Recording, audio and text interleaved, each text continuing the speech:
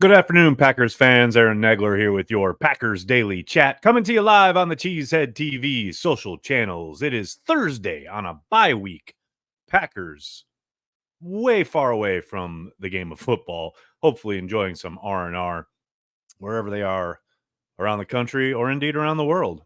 Hopefully getting away from it and not having to deal with the National Football League for a weekend until they're back at it on Monday at 1265 Lombardi. But you know we don't shut down here at Cheesehead TV. This is what we do, people. We're here for you, Packers fans worldwide, each and every day, 365. It's how we roll. Good to see everybody in the comments. Hope you're all doing well. Before we get going, I did just want to talk a little bit about Jordan Morgan, the Packers' first round selection, who had been getting intermittent time throughout the course of the season up until this past week when he had to go a entire game against the Detroit Lions. And I think it's fair to say he was inconsistent, but showed a lot of promise. And I think if you go back to the game prior down in Jacksonville, I think that was probably his best game so far in the season. Now, again, thrust into full-time action, you could see there were, especially in pass pro, some moments that he got taken advantage of. And certainly some games and stunts that they played up front, they being the Lions, certainly got him on a few occasions. None worse than the play that ended up as a pick six. Morgan actually has the looping linebacker. He just gets to him just a tick late and probably would have been able to prevent the flushing out of the pocket. And hopefully then Love is able to stand in the pocket and hit Reed downfield. But that didn't happen, and it was just, again, just a tick off, and it's not like he missed an assignment or something like that, but he's just a tad late in recognition of what was happening, and those are the things that, you will hopefully see him learn from and get better at as the season goes on, and I think playing that full game is going to pay some monster dividends down the stretch here this season. Obviously, also long-term in his career, but I think you can see the physical ability and all the things that the Packers liked about him when they selected him in the first round of this past spring's draft. There's no doubt he's got a ways to go, but man, especially in the run game, you see his almost effortless power and his ability to just seal guys off and create running lanes. It is very impressive. There's a great example on Jacobs' longest run of the day. I believe this was in the second drive where he gets off the double team almost immediately and picks up a linebacker who's trying to shoot the gap, walls him off, and Jacobs is off to the races. There was stuff like that throughout the contest. It's very heartening to see a young guy, obviously it's a first round pick, so there is expectation there. And I do, know that because he's not playing a sexy position, he's playing guard, he's not getting a lot of run unless he makes a mistake, right? And then people focus on it, talk about it, what have you. But I think if you pull back and actually kind of focus on what he's done when he's on the field so far in his rookie season, you see a young guy who is playing well and playing better as the year goes along. So just something to think about as we head into the bye weekend here. It's a first round pick that you don't hear a lot about because he doesn't play a whole lot. But the more the season goes on, I think you'll see him more and more. And I think it's also a credit to Sean Ryan that he hasn't been able to, get more playing time because Ryan has played very, very well the last 2 or 3 weeks. So that's all very good. That's a good development for the Packers, without question. Hope you're all doing well. Good to see everybody mixing it up. A shout out to Terry, first person up in here in the chat, joining the Carry the G Club. Terry, I really appreciate the support. Very much appreciated. Thank you so much. Before we get going, got to give a shout out to our friends over at Prize Picks. Prize Picks is daily fantasy sports made easy. You just select 2 or more players, pick more or less on their projected stats, and place your entry. Quick withdrawals, easy gameplay, and an enormous selection of players and stat types are what make Prize Picks the #1 daily fantasy sports app. Go to prizepicks.com and use code CHTV. Spend $5 on lineups and get $50 instantly. You can join in the fun at the link in the description of this video. Remember to use code CHTV. And I hear you, Aaron, where is it available? It's available in 43 different states, including, and most importantly, Wisconsin. That's what I'm talking about. Big game tonight between the Bengals and the Ravens. Here are my picks for the evening. Lamar Jackson. he's going to get another MVP unless we get, Lamar Jackson fatigue. I think he's absolutely going to throw it around the yard against the Bengals over 237.5 passing yards. Henry, I mean, he's averaging 1.7 touchdowns a game, both combined, both rushing and passing. So I don't think there's any doubt. Henry's getting in the end zone, no doubt about it. And then you look at Gesicki. They're going to have to lean on him in the passing game. I think he gets more than 6 targets. Hell, I think you probably get around 5 or 6 catches when all is said and done. And finally, Hendrickson's getting to the Lamar at one point. And I love that it's 0.25 sacks. Even if he shares a sack, I'm going to hit on this one. So give me Hendrickson getting Jackson on the ground at least one time. There you go. Those are my picks. Send me yours. You guys have been doing great work. You guys are hitting way more than I am. But I love it. I got people sharing their lineups each and every day. Please send me your lineups. Let me see what you got. Don't forget, use code CHTV when you use your prize picks. What's going on, people? We got people super chatting. We got Joe. What's up, Joe? Is the Packers pass rush fixable this year other than bringing more pressure? That's an excellent question, Joe. When you say fixable, I mean, obviously you're talking about getting home with 4, right? And the only way to fix that is for guys to start winning one-on-ones. I'm not going to sit here and tell you that this is magically going to happen, that they're suddenly going to find some magic elixir that makes guys able to beat other guys. But I will say the ability to get some of these younger guys on the field now that Preston Smith is out the door, that gives you some hope. You saw Aaron Mosby, who was only played 5 snaps in that game against Detroit, but certainly made the most of those. I do think Brenton Cox Jr. showed real promise in this scheme this summer. He'll finally be able to hopefully get dressed. But most importantly, I think Kingsley Enagbare is the guy who benefits the most and should get the most opportunity. And more often than not, he's done a good job of winning some one-on-ones. Now, he hasn't piled up the sacks, but I do think there are mitigating circumstances there. Obviously, we talked about Lucas Van Ness a couple days ago. I'm fascinated to see what the second half of his season looks like. It certainly hasn't been promising early in the year, but you never know how guys are going to flourish and when they're going to turn it on. He's certainly still a very young player, learning a new defense. So we'll see how that kind of transpires here over the course of these next 8-9 games or so. But for me, Kingsley Enagbare is the key. The fact that he'll get more opportunities should bode well for the Packers. And there's no doubt they absolutely need Rashawn Gary to find another gear or find a gear at all.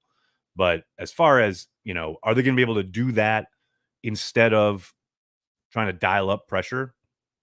I think they're always going to be blitz dependent this season, simply because they need more horses up front. They need more talented, more able guys up front. I think they're going to continue to mix and match. I think you'll still see some simulated pressures, much like the stuff we saw against the Texans. I think you'll see all-out blitzes, things of that nature as well, but only sparingly.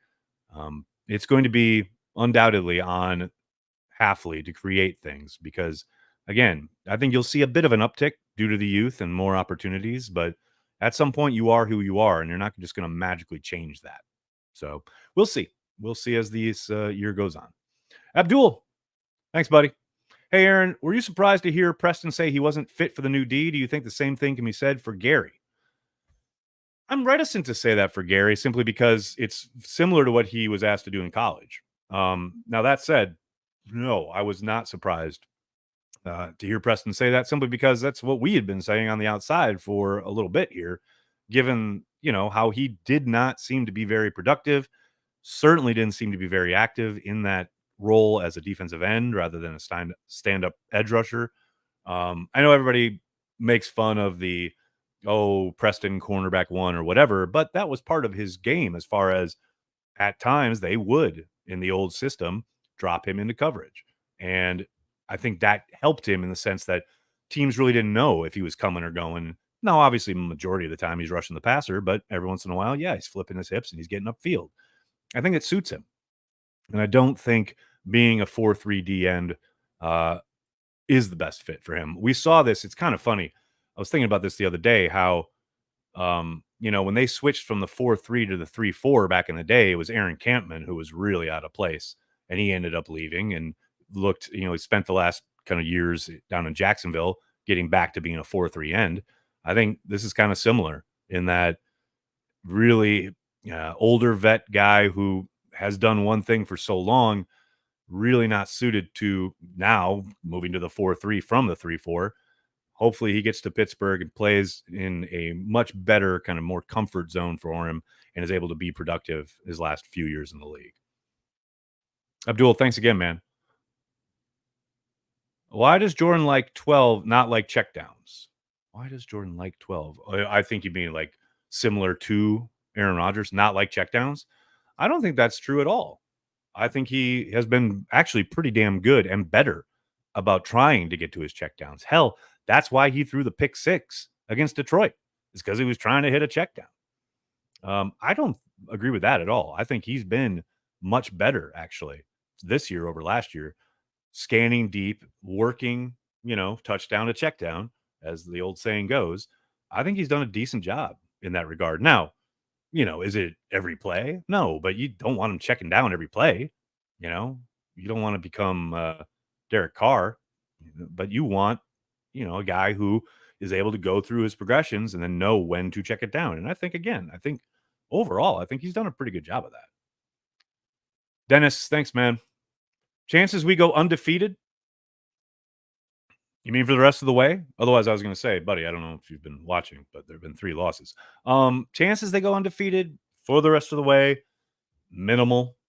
I think this is a really good team, and yes, they'll be able to beat anybody they face, but unless they start cleaning up these, penalties and stop shooting themselves in the foot, and that, the chances of that happening are dubious at best in my eyes. They're going to beat themselves at least once. Again, down the stretch here. I hate to say it, but what evidence have we seen that this is going to turn around? Maybe the bye week does it, but I'm not holding my breath in that regard. Klaus, what's going on, man? Remember the retired players? Yes, sir. Thank you, sir. I will most certainly remember to put your past super chat into the Pro Football Retired Players Fund kind of bucket. And this one as well, Klaus. Thank you so much. William, thanks for the super chat, man. I know Gary gets piled on, but is he playing out of scheme as well? Random Packer, Marquez Anderson. Ooh, that's a deep pull. I like that one. And we talked about this a little bit ago. I mean, I think he's getting used to it. And I think there's certainly things that he's, not done in a while. But again, coming out of college, he was doing a lot of this hand in the ground stuff. Maybe not strictly defensive end in a 4-3 predominantly, but I just don't think, especially as young as he is comparative to, the average NFL career, especially compared to where Preston Smith is, I don't see that should be a problem. Now, is the ability to win and trying to get off your stance as far as putting your hand in the dirt as opposed to standing up, is that maybe hampering him a little bit? Possibly. But something hopefully that he can learn as the season goes on and get better at. But yeah, I just don't think that it's, he can't play in this scheme. He's too good and too talented, way too athletic for that to be the case, in my eyes, anyway. Steven, thanks, man. With all the division going on in our country, at least we can all come together on one major issue, that the Bears still and will always suck. Yeah, Steven, I put it out there this morning. One of the fun parts about TikTok at the moment is every other video I get is seemingly Big Cat like being depressed about the Bears. It is absolutely brilliant. I mean, that algorithm is lethal and in the best possible way. Talk about knowing ways to cheer you up and get to your happy side. Yeah, the Bears are a mess, and we knew they would be. It's kind of fun. Abdul, thanks again, man. I know it's a physical game, but 23 injury prone. Woo, baby. It's hard for me to call any NFL player injury prone. They're all injured. They're all playing hurt. It's a question of how bad is it? And look, I get it's frustrating because they paid him, right? And he's a well-compensated individual. And it does get frustrating when he misses as many games as he does. But go back and watch the play where he gets hurt on in Jacksonville when he pulls up, and we all saw it, right? Like, it's pretty fluky, and it's not something where he's shying away from contact or trying not to be physical. It's just a fluke thing where he steps the wrong way and all of a sudden he's hurt. I mean, that could happen to anybody at any time. I mean, look at Jordan Love hurting his groin down in Jacksonville on a rollout and just happens to throw it and then pop, there it is. He's hurt. Is Jordan Love injury prone because he's had 2 injuries this year? I don't know. I get the frustration. I totally understand it, and especially because he's your best corner and he keeps missing big games. That's the more frustrating part. It's one thing to say, okay, yeah, we got to get through these games without Jair, but the fact that those games are against the Vikings and against the Lions, yeah, that's insanely frustrating. No question. Johnny Rivers, how you doing, man? Thanks for being a Care of the G Club member. I guarantee we will go undefeated the rest of the season. If I am wrong, I will make a donation to the PFRPA, then drink 22 Carry the G's. Random Packer, Chucky Nowak. Okay, Johnny, here it is for everyone to see. 22 of them, huh? I'm down with that. Let's go. Who's got? I'm complicated fella. I miss the political commercials. Not. Hey, I could always bring them back. I could run for something. Come on now. Christopher, that is fair, man. 23 talks a lot and don't play a lot. I mean, again, I get the frustration. I like how he talks, though. I know everyone's like a certain way about it. Like, some people getting their feelings about it. Some people don't like it. Whatever. I love it, man. I love it. He gets under people's skins. He's the kind of player that you love if he's on your team. You hate him if he's an opponent. I'm glad he's a Packer, and I love the way he talks. Now, I'd very much like him to play more, but that's not in my control. Jeezy Baby, what's up, man? What do I do with my weekend with no Packers? I watched Chelsea take on Arsenal. That's what I'm doing. Other than that, I don't know. Spend time with your family. Go outside. See a movie, maybe. Go to a museum. All of these things are available to you. Or you can do what I'm going to do on Sunday and just plop down on a sofa and watch NFL football all day without any kind of stress about whether your team is going to win or lose. I'm in that mode. High powered. Thanks for the super chat, man. I really wish Dayton Jones was that guy. Random Packer, Dayton Jones. Hey, never forget when they let Dayton Jones walk, his final season in Green Bay, he hit the quarterback more than any other player on the team. True story. Go look it up. More pressures, more quarterback hits. The man affected the pocket, affected the passer, did his job. I know we were all hoping Dayton would be a bit better, a bit more of a star, but he was a good player, man. I think people forget how good a player he was. Was he great? No, but he was a good football player. Abdul, thanks again, man. Woo, we got New York City. Hear it out the window there. What is more fixable, INTs, penalties, or drops? Oh, man, what more fixable of the three? Of those three, I'd say probably the interceptions. We saw this stretch that Jordan went on towards the end of last season where he never put the ball in jeopardy and didn't throw interceptions. I think we can get him there again. The penalties, as I was talking about before, man, I don't think this is a team that's going to suddenly figure it out. I see a real sloppy team that is error prone and has focus issues. And I haven't seen anything to suggest that that's just going to suddenly disappear. And as far as the drops, that's fixable as well. Although that also is a focus thing. These guys can catch the ball. We've seen them do it. They all know how. They're all really good receivers. And I say pass catchers because the tight ends are involved in this too. But that's a focus thing as well. So of those three, I would say the interceptions, definitely. TKM, good to see you at your post, man. Johnny, I am not unconvinced that Dayton Jones, Mike Neal, and Nick Perry were all the same guy. Yeah, well, you could tell Nick Perry was different because he had the club. That was pretty much the deciding figure there. Matthew says, going to miss those strip sacks from Preston Smith, but it totally makes sense. Yeah, It does. And I know it's funny to see people try and compare it to the Russell Douglas trade last year. Like, it's nothing like that at all. Like that one hurt. This one ain't gonna hurt at all. Champy, thanks to the super chat. Best team followed by fall. Lions, best team followed by I don't know what that means. NFC North overrated.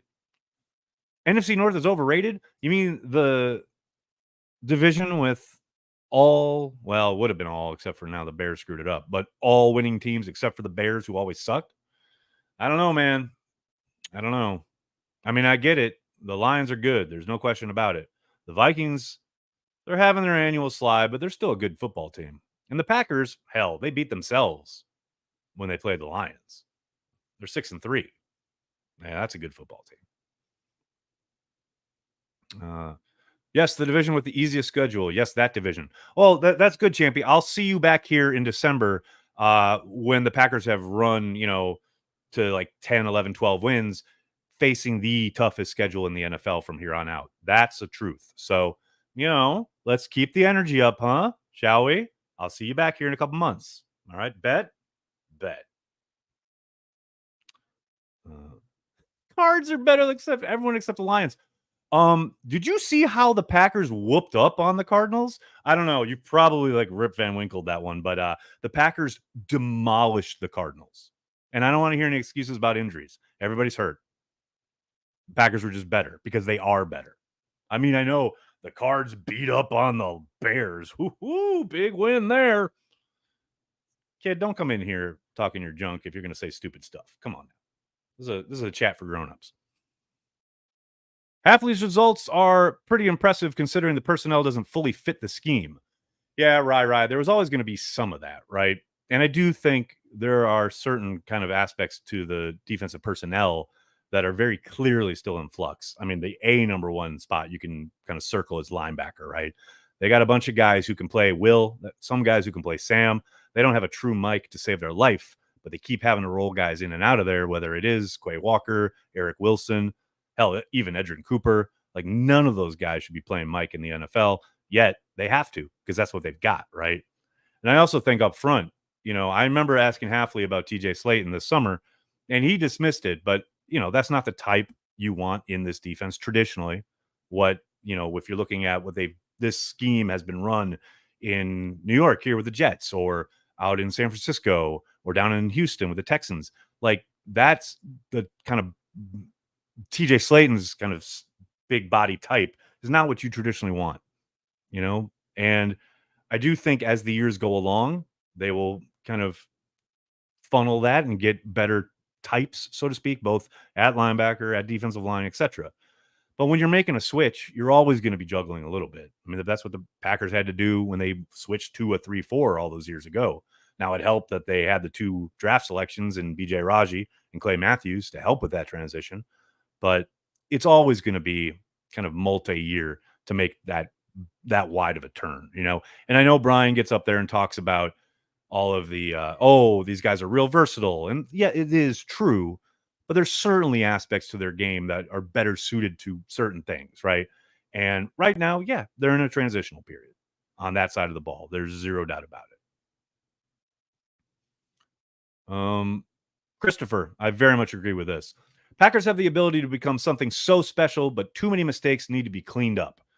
That's my kind of overarching thing here heading into the bye week. We can talk about what they need to do and the self-scout and all of those things, but ultimately it comes down to the players doing it. The coaches can talk about it so much. They can try and come up with ways to get that message through, but ultimately it's the guys making the mistakes that have to do it. And it's easy if it's one guy or two guys, because then you can maybe juggle your roster, your depth chart a little bit and what have you. But man, it is everybody on both sides of the ball at any time. So it becomes real difficult if you're a coach to sit here and say, well, I got to get so-and-so out of there. Well, yeah, but you're putting another guy in there and he's doing the same thing, essentially. So that's pretty tough. Abdul, thanks, man. Do you think Ford can make a difference this season? I think he could be in there as a rotational guy. He certainly had his best training camp this past summer. And I do think, he could offer them something in certain games against opponents who want to maybe button it up and be a little bit more physical and try and run the ball. Say, when the 49ers come to town in a couple weeks, I think that's the type of game where you might see him elevated from the practice squad. I don't think he's ever going to be a regular member of the rotation, but I do think, yeah, he could offer them something in some of the more kind of physical games against teams that want to traditionally run the ball a little bit more. But I think that would make a world of sense. Mm. I can't wait to see what Marshawn Lloyd can do when he gets back. Prolific, I hear you. And that was a tease from Brian the other day. Was it yesterday? 2 days ago, when he talked about, the fact that they do have an open roster spot after the trade, and there's a chance that Marshawn Lloyd could be activated off of IR. Here's hoping, because he was electric as hell at practice this summer. I think you could really see why the Packers liked him so much. Want to get him out on the field. Obviously, uh, he'll be brought along slowly. He's got to prove that he can do it in pass pro. He's got to show he can hold on to the ball. That was a big bugaboo in college, and we've seen him put it on the carpet a couple times already this year. So I don't think it's going to be, force feeding him by any stretch of the imagination, but you do like his promise. The potential is certainly there. Johnny, thanks again, man. The Packers have 3 NFL head coaches on the staff now with the addition of Saleh. If that doesn't correct bad fundamentals, isn't it a little damning? Yes and no. Again, it's down to the players. I mean, I get, man, like coaches have to like do everything in their power to correct things, right? Including fundamentals. I would say, though, I'm not too concerned about fundamentals. That's actually not been terrible for the most part, as far as what they're doing down in and down out after the snap of the whistle. The occasional holding call, yes, that's football. I don't think that's been egregious. It's the pre-snap stuff that absolutely drives you mad. And that's not anything to do with the guy who's been a head coach, he's been a coordinator, whatever. That's on the players. They got to fucking concentrate. Like Matt has said a couple of times now, they want their cadence to be a weapon. Well, it's hard to make it a weapon when guys are continuously jumping, moving, flinching. Got to focus. That's just focus. I don't know how you fix that as a coach. Jerry, how are you? Thanks for the super chat.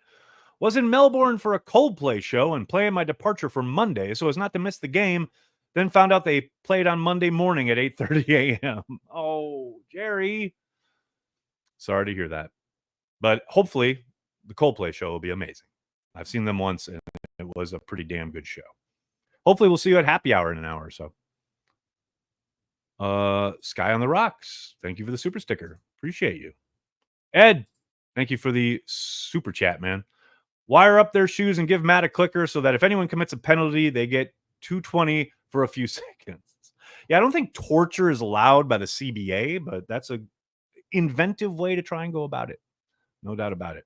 All right, everybody, I'm going to have to get going. I cannot thank you enough for hanging out, talking Packers each and every day, Monday through Friday, right here on the Cheesehead TV social channels. As I just said, happy hour at 6 Eastern, 5 Central. Coming up, the information is on the Patreon page here on the community tab if you're a Carry the G member. We'll see you then. In the meantime, please hit like, hit subscribe, tell your friends, tell your family. Cheesehead TV. We are devoted to Green Bay Packers fans worldwide. Thanks a lot, everybody. Have a great night. Go Pack Go.